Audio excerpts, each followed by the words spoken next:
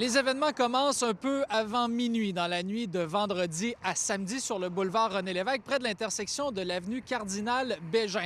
Les policiers sont appelés dans le secteur en raison d'une collision entre un autobus et un véhicule.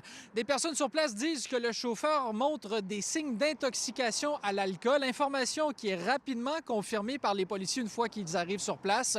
L'homme qui était donc au volant de l'autobus a été arrêté. Il faut dire qu'il y avait des personnes à l'intérieur du véhicule. Mais heureusement, personne n'a été blessé, que ce soit dans la voiture ou dans l'autobus. Vous allez l'entendre, il a été amené au poste de police où il était vraiment au-dessus de la limite d'alcool permise.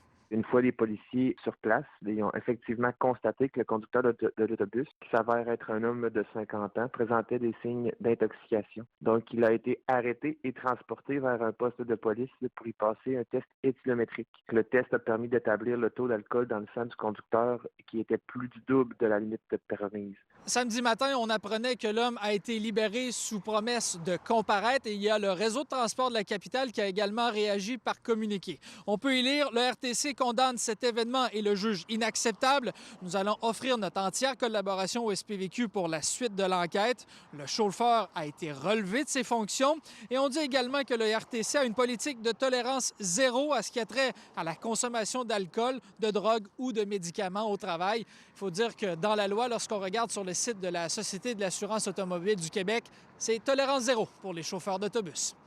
Ici Philippe Lheureux, Radio-Canada, Québec.